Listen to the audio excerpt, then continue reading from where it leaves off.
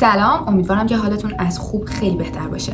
من دورسام و امروز اومدم با مینی ولاگ معرفی کتابایی که باید تا قبل از تموم شدن 2025 بخونیم.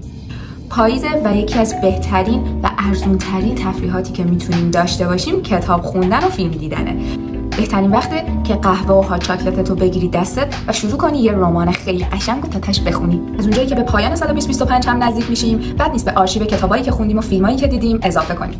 اولین کتابی که میخوام بهتون معرفی کنم یه کتاب زبان اصلیه نوشته جوجو مویز به اسم Paris for One. احتمالاً باید دو تا اثر معروف دیگه‌شو خونده باشین، Me Before You و After You. تا حدی با زبان انگلیسی آشنایی دارید، میتونید کلی ازش لذت ببرید. کتاب دومی که میخوام بهتون بازم اثر جوجو مویز، من پیش از تو یا همون Me Before You. حالا اگه نسخه انگلیسیشو گرفتید که خب چه بهتر. دو تا کتابه، من پیش از تو و پس از تو. این دو تاشو میتونید بگیرید و پشت سر هم بخونید و لذت ببرید. کتابی که دست منه ترجمه خانم مریم مفتاحی هست.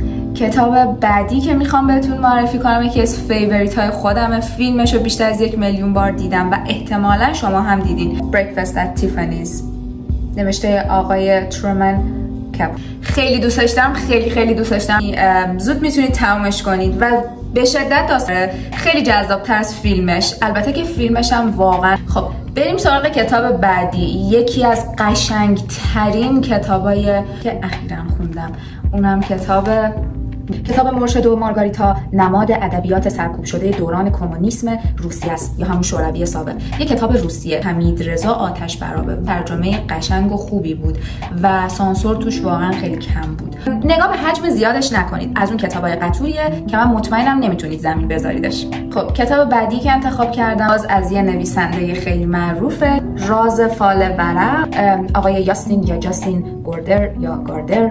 این نویسنده بیشتر با کتاب دنیای صوفی شناخته میشه. احتمالاً این کتاب رو خوندین. بابت معرفی یک کتاب از یه نویسنده ایرانیه. کتابی که انتخاب کردم کتاب چمدان از آقای بزرگ علوی هستش.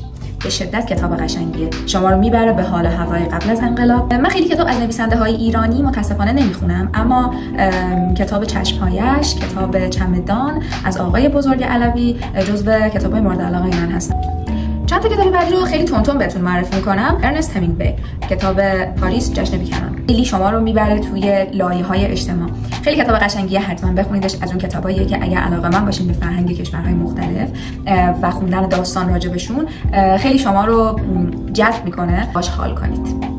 خب کتاب بعدی کتاب گتسبی بزرگ یا همون گریت گتسبی، نوشته آقای اسکات فیتزجرالد هست و دومین رمان بزرگ قرن 20 که فیلم هم از روش ساختن. اگه اشتباه نکنم دیکاپریو هم بازیش کرده بود و کتابش خیلی فراتره از فیلمش. توی فیلم یه سری قسمت‌های مبهمی وجود داره که شما انگار از فضای داستان، از اون پیوستگی داستان خارج میشید و نمیتونید بفهمین که چی شد. ولی کتابش اینطوری نیست. نمیخوام اسپویل کنم، خودتون بخونید. اگر از فیلمش لذت بردین مطمئنم که از کتابش 100 برابر بیشتر لذت میبرید. کتاب بعدی که میخوام بهتون معرفی کنم شاید با سلیقه هر کسی جور در نیاد، چون که ریتمش یه ریتمیه که خیلی روی یک خط حرکت میکنه و خیلی فراز و فرود نداره. این کتاب هم یه فیلم از روش ساخته شده. کتاب مردی به نام اوه که داستان یه مرد به نسبت میانسالی رو داره تعریف میکنه که خیلی مقید به یک سری اصول توی زندگی کردن. توی سال 2016 این کتاب پرفروش‌ترین کتاب سال سوئد بوده و از کتابای پرفروش آمازون بوده و از برترین های نیویورک تایمز. ترجمه خانم فرناز تیمورازوف هست. حوصله به خرج بدین، چون گفتم زیاد کتابش فراز و فرود نداره. دو تا کتاب بعدی که میخوام بهتون معرفی کنم باز از یک نویسنده است، آقای میچ آلبم. از ترجمه خانم شهرزاد زیایی. اسم کتاب هست سه‌شنبه ها با موری. مکالمات بین یک استاد دانشگاه و دانشجوشه. شما رو توی فضای به شدت ساده، دوستانه و آموزنده فرو میبره. باز از همین نویسنده است. For One More Day کتاب زبان اصلیه و یه نکته جالبی که خیلی وجود داره راجع به این آقای میچ آلبم اینه که تقریبا اتمسفر داستان‌هایی که می‌نویسه توی یک فضا هست و شما اگه یکی از کتاب‌هاش رو خوندین، کتابش زیادم قطور نیست، اگر یکی از کتاب‌هاش رو خوندین و به این فضا علاقه‌مند بودین 100% مطمئن باشین که نوشته‌های دیگه‌ش رو هم دوست خواهید داشت. بعدی که میخوام بهتون معرفی کنم یک بیوگرافیه از نویسنده‌ای که یکم قبل‌تر کتاب مرشد و مارگاریتا رو بهتون معرفی کردم. کتاب یادداشت‌های یک پزشک جوان. کتاب فوق‌العاده‌ایه، یعنی واقعا قشنگه. یک بیوگرافی کاملا شما رو میبره توی اون سرما و بحران روسیه و سختی هایی که یک پزشک جوان میکشه تا بتونه مسئولیت هاش رو انجام بده. خیلی فضای کتاب شما رو درگیر میکنه. میخائیل بولگاکوف یکی از نویسنده های مورد علاقه‌ام شد. کتاب بعدی که میخوام بهتون معرفی کنم یک کتاب دیگه از نویسنده بزرگ ارنست همینگوی هست که یه تایمی خیلی کتاب معروف و ترندی شد و مطمئنم که خیلی از کتابخونا باید خونده باشنش، اما اگه شما نخوندینش، کتاب پیرمرد و دریا کتاب آموزنده‌ایه و مایه‌های فلسفی داره. اگه دست من ترجمه نجف دریابندری هست. داستان زندگی یک پیرمرد ماهیگیر دریانورده و یک سری چالش‌هایی که باهاشون روبرو میشه رو براتون به تصویر کشیده و از داخل اون چالش‌ها داره درس زندگی میده بهتون. کتابش یه همچین مدلیه. خب کتاب بعدی که میخوام بهتون معرفی کنم یه کتاب خیلی جنجالیه از نویسنده‌ای که مطمئنم همه میشناسینش، خلأ موقت. نویسندش کیه؟ جی کی رولینگ. بله درست حدس زدین، نویسنده مجموعه کتاب‌های هری پاتر. منظور از خلأ موقت یک در حقیقت کرسی هست که توی شورای شهر، حالا داستانی که داره در حقیقت تعریف میکنه به وجود اومده و یک جدالی هست بین طبقه متوسط و ضعیف و طبقه ثروتمند جامعه برای گرفتن اون کرسی. البته داستان اصلا و مطلقاً اینطوری نیست که خیلی حوصله سربر سیاسی طور باشه و بعد از خوندن 10 صفحه بندازینش کنار. اصلا اینطوری نیست. مطمئنم که همه عاشق فیلم و کتاب‌های هری پاتر هستن و شما همون فضای نویسندگی رو در نظر بگیرید که حالا داره یک همچین داستانی رو تعریف میکنه. دقیقاً همون فضاست. خیلی به کسایی که تازه کتاب خوندن رو شروع کردن پیشنهاد نمی‌کنم، اما اگه شما یک کتابخون واقعی هستین من مطمئنم که این کتاب رو یک هفته‌ای تمومش می‌کنید و یک ثانیه هم زمین نمی‌ذاریدش. خب وقتشه یکم بریم سراغ داستانای جنایی.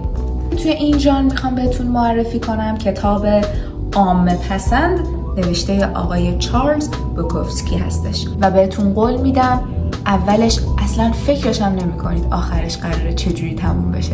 کتاب دومی که قتل آقای راجر از آگاتا کریستی هست. علاقه‌مند باشین به ژانر پلیسی و معمایی، مطمئنم آگاتا کریستی رو خیلی‌ها میشناسن.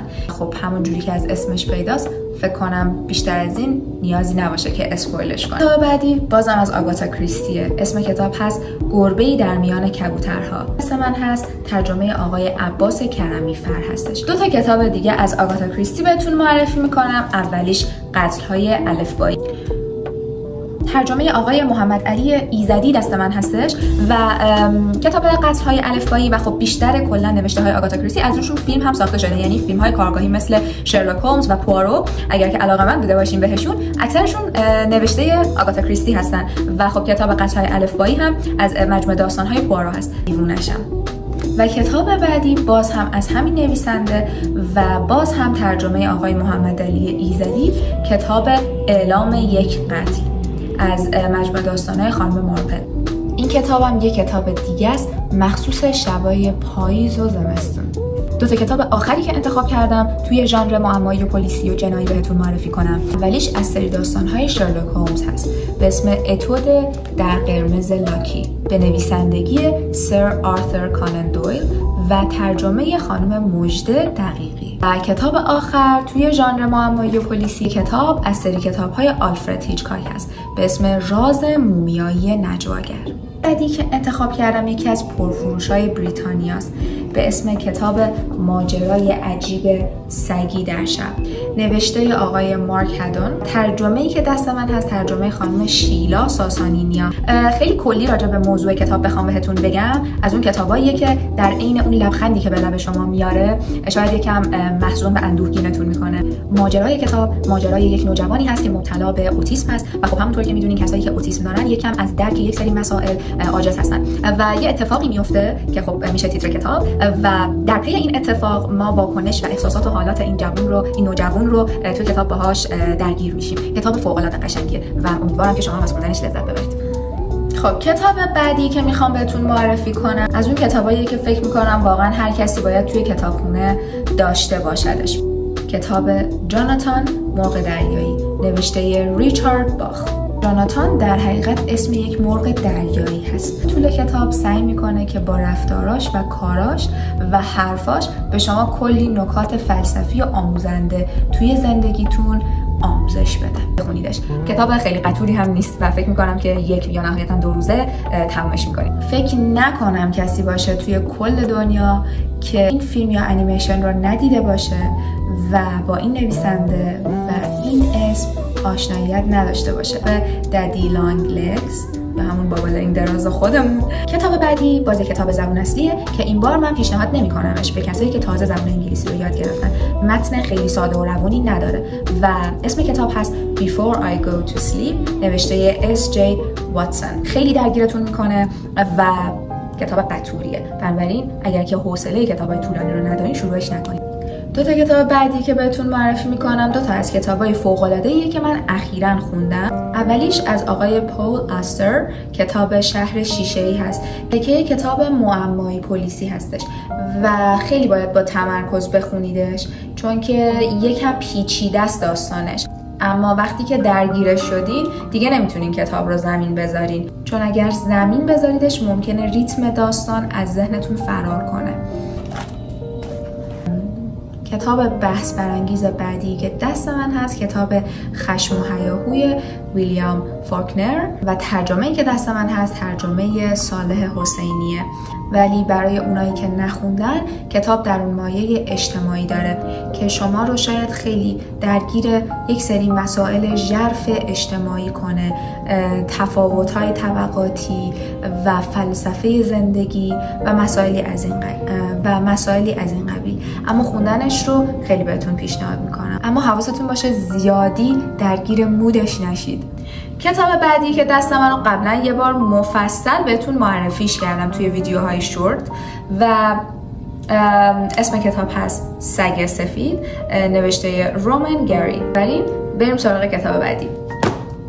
خب کتاب فوق‌العاده زیبای بعدی کتابی هست از آقای جولیان بارنس. نام انگلیسیش هست The Sense of an Ending که در یک پایان ترجمه شده. برنده جایزه بوکر شده در سال 2011. کلیت داستان از این صحبت میکنه که ما باید یک سری مسائلی رو توی زندگیامون بپذیریم، از قبیل ازدواج، طلاق، بچه دار شدن، شاید از دست دادن شغل، تموم شدن یک دوره از زندگی، بالا رفتن سن و خیلی چیزای دیگه. این مسائل رو درون خودمون نگه نداریم و اجازه بدیم جریان پیدا کنن. از همون لحظه‌ای که توی زندگیمون هست نهایت استفاده رو ببریم و با پذیرش نقطه‌ای که توش هستیم به زندگیمون ادامه بدیم و خیلی زیاد پیشنهادش میکنم. کتاب معروف بعدی اثر آقای عباس معروفی به اسم کتاب سمفونی مردگان. مطمئنم خیلی خوندینش و برای اونایی که نخوندنش میگم.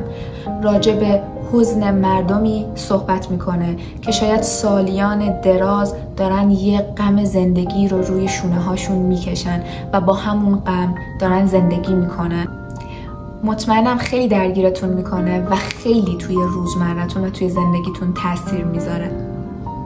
4 تا کتاب آخری که انتخاب کردم 4 تا کتاب بایدی هستن. 4 تا کتاب مهارتی که هر بزرگسال یا هر جوونی برای توسعه فردی بهش نیاز داره. اولین کتاب منحنی خلاقیت از آلن گنت هست. کتاب رو من خودم 3 بار خوندمش. اصلا خلاقیت چی هست؟ ترجمه خانم هما قناد. کتاب بعدی اسمش هست کتاب بیش یادگیری به اسکات یانگ. ترجمه مرجان فیروزشاد که به شما یادآوری میکنه تو دنیای پرهیاهوی امروز و توی زندگی که هر ثانیه‌اش داره یک اتفاق جدید میفته چطور بتونیم بهتر و بیشتر از هر ثانیه‌مون استفاده کنیم و بیشترین میزان یادگیری رو داشته باشیم. کتاب بعدی کتاب زبان و آگاهی نوشته جرالد ام ایدلمن هست. این کتاب ترجمه آقای رضا نیلیپور هست و راجع به چرایی زبان و ارتباط زبان و آگاهی صحبت میکنه. این اشاره میکنه که چطور گفتگو کردن و زبان میتونه توی تکامل ما، میتونه توی آگاهی ما و آدمای دیگه نقش داشته باشه.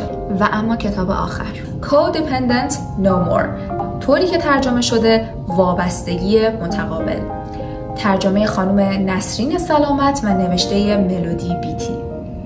اصلا به هر کسی پیشنهادش نمیکنم، چون شما رو از لحاظ ذهنی و روحی وادار میکنه به کنکاش توی خودتون. خب این هم از مینی ولاگ معرفی کتاب امشب. امیدوارم از خوندن تک تکشون لذت ببرین. همیشه در جریان خوبی ها باشید. بای.